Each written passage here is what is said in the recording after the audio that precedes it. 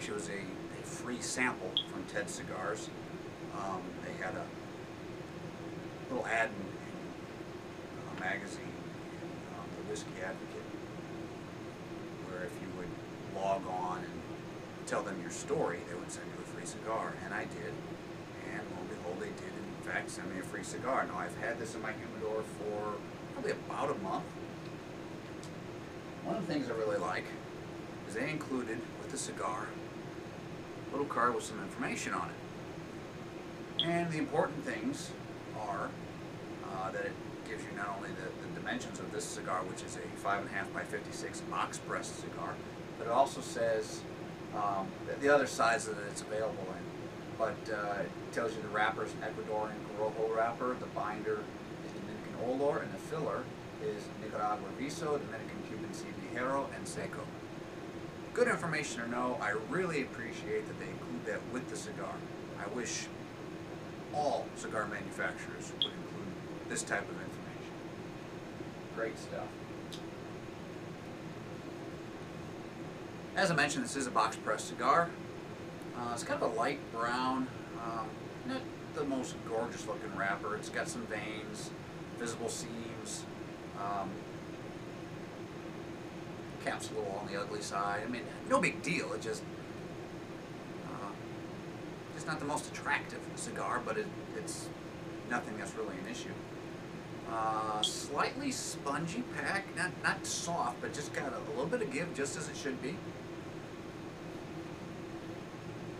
I'm not getting anything off the wrapper leaf, but the foot smells wonderful. There's leather, grains, cedar, some spices,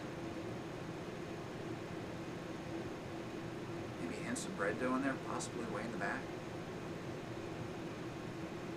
This foot smells wonderful, absolutely wonderful.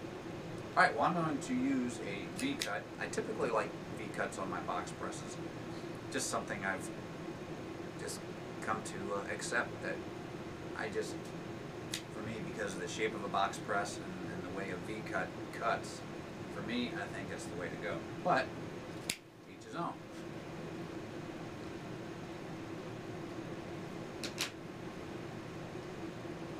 Pre-light draw definitely has some leather. Good airflow. Maybe a little bit on the loose side. Leather's the big story here. It's about all I'm getting out of the pre-light draw.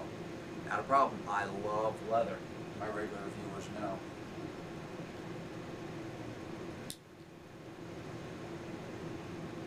So let's get toasted up and see what we have.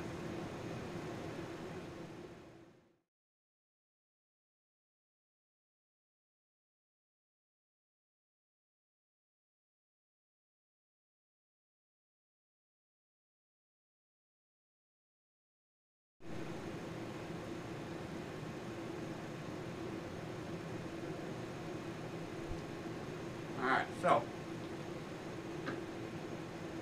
toast it up, lid up.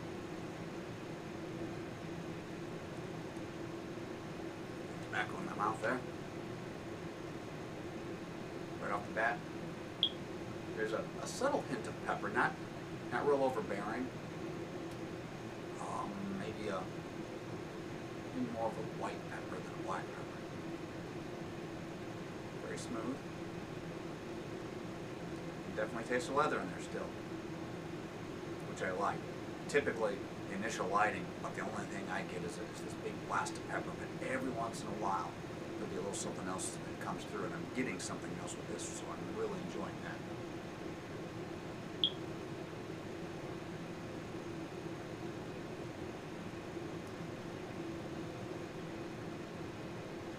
Good smoke output.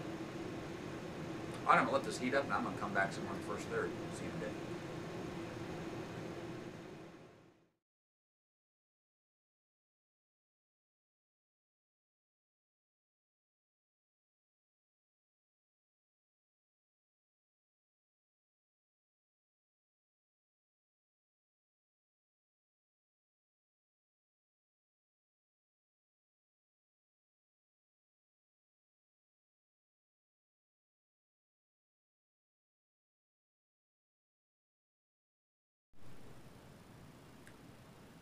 So here I am, first third. The light gray ash has been kind of loose and flaky. It's kind of flowering and kind of falls off in little pieces as you're smoking, so you really have to mind your ash with this. I tap it off and just kind of breaks off into little crumbly pieces. No big deal. You just have to be aware of this so that you don't end up making a mess all over everything. The burn was a little bit uneven, but it seems to be correcting itself. No big deal. Now I did set the cigar down for several minutes. Left the room, came back. Thought for sure I'd have to relight it, but no problems. Haven't had to retouch it, haven't had to relight it, nothing. So everything's good to go there. Now the flavors I'm picking up.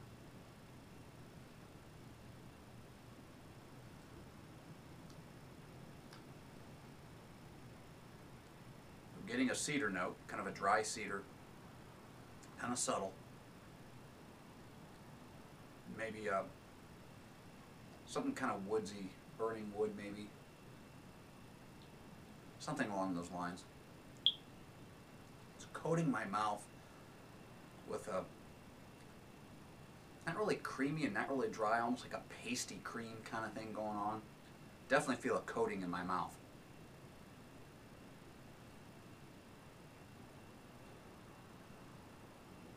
Maybe hints of mineral in there too. I'm going to continue smoking this and I'll come back in the second third. See you in a bit.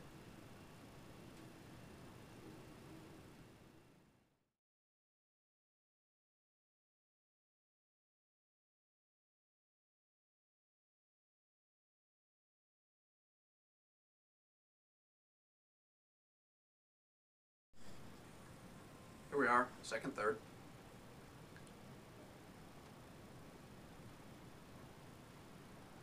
No real changes. The cigar seems to be fairly well balanced. Smooth smoking. Still picking up some hints of cedar. Maybe a little bit of a woodsy, like a burning wood of some sort. Subtle hints of mineral way in the background. That's really about it. No real changes. Nothing wrong with that. That's just the characteristics that the cigar puts out. I'm going to continue smoking this. I'll come back in the final third. See you in a bit.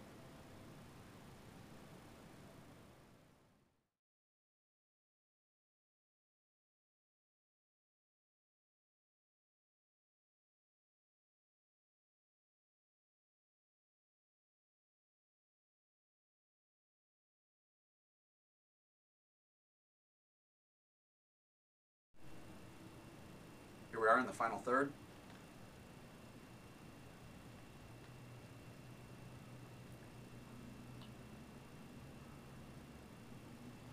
Mineral notes are kind of intermingling with some notes of leather. They kind of go back and forth.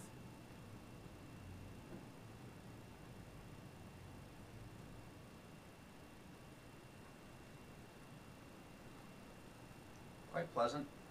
A little bit of cedar spice in there too on the finish.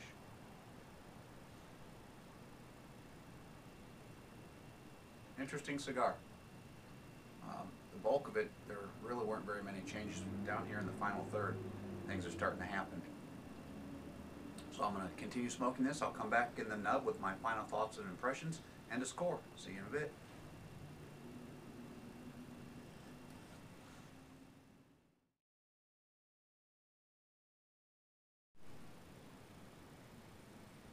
Here we are in the nub, about an hour and 10 minutes in.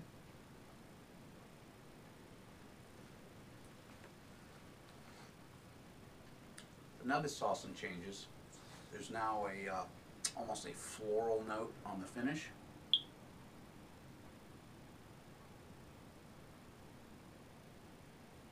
Maybe some subtle hints of mineral and that kind of burning wood note, real subtle. The leather and cedar and other spices seem to be gone.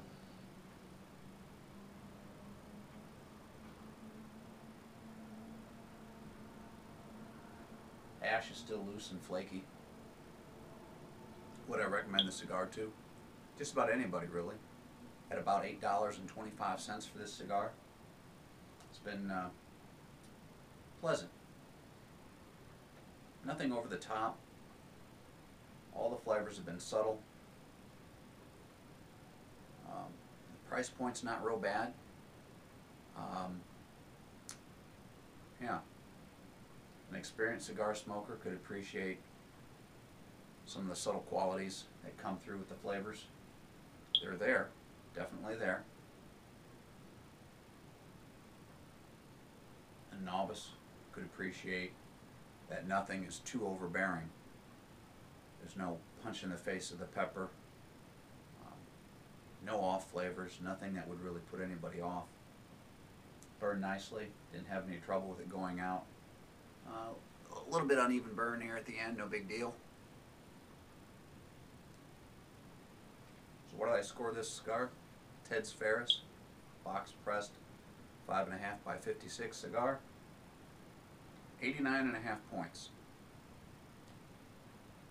I'm pleased in general. So I thank you for once again watching the Scorpion Cigar Reviews. Catch you next time.